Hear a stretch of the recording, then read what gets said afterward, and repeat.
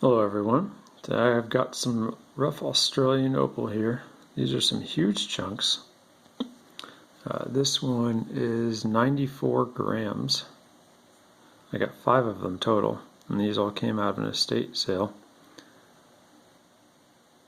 And I think these would be probably not great cabbing material, but I think they would be wonderful as carving material.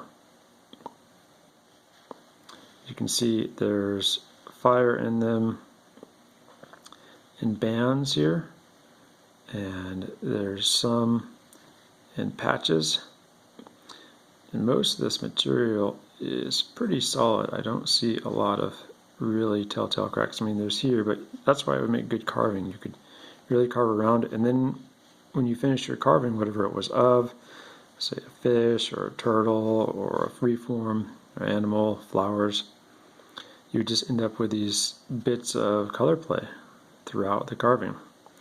So I have this one, which is 94.6 grams.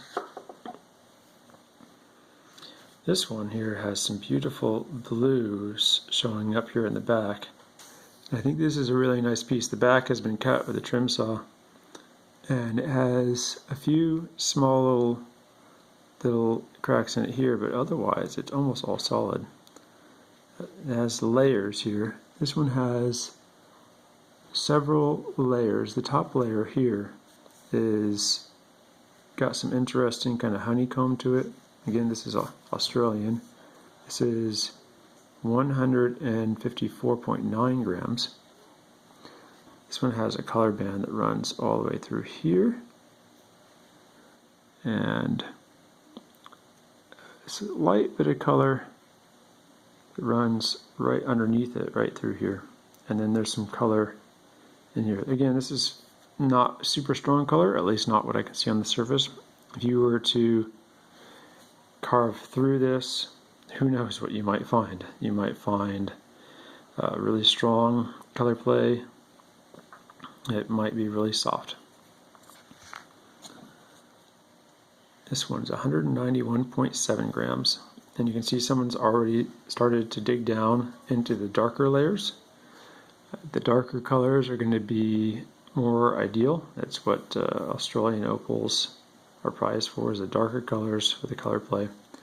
And this one does have some color play. I can see it below the surface. You probably won't be able to see it on the camera unless you enlarge the screen. And then there's some more color play with the camera focus here. Again, these are huge pieces, so there's a crack here, but even just this section around through here, it'll still give you a really big piece. So if you have a trim saw and some carving tools, that's what this rough would be perfect for. You see, here's another color play. You can start to see that the person who had carved this has gotten down to the color band and is working their way across.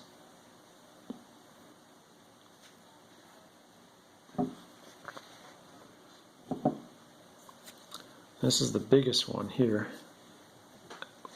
The weight is not listed on. Oh, there it is. Weight's a little fudged out. It looks like it says 172 grams. But I think if this one's 191, I think this one's probably more like 200 or 300. That might be a 3. It's very heavy. This one, somebody has gone and taken the trouble to fully polish one end of it. And when I'm looking at it, I actually do see color in the stone. I see color right here, right beneath the outer layer.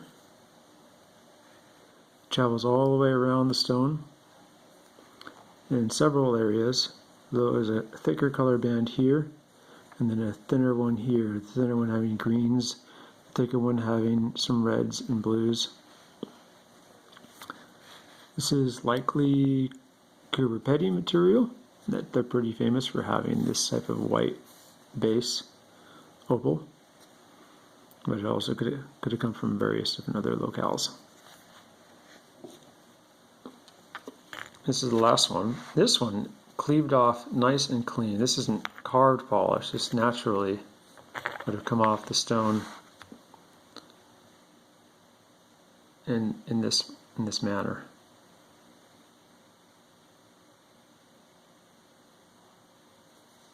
This one's 210 grams.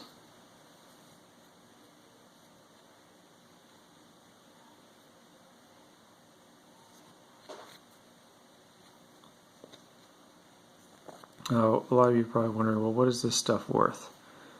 Well, uncut like this, its worth is difficult to determine because you don't know what you're going to get out of it.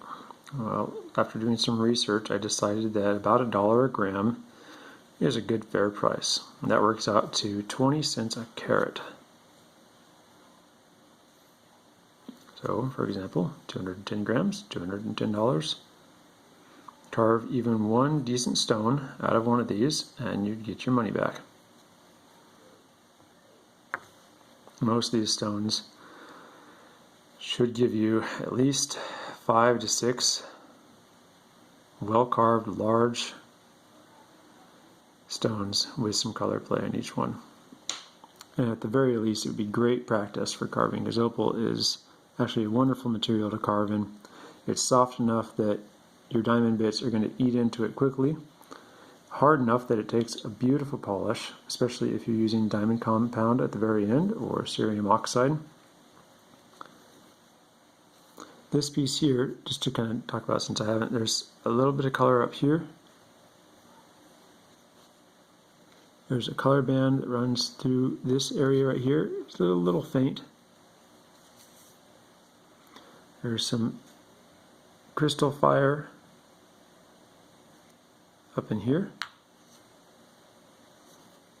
And another color band of fire that runs through the middle of the stone. So you can actually start to see it right here where the divot is the shallowest. That right in this area. Start to get through the common opal and you can see the precious opal lying beneath the stone. So these are going to be available first come first serve. If you're interested in one, you can email me at earthartgems@gmail.com or go into my website and use the contact page. The link will be in the description. Thank you.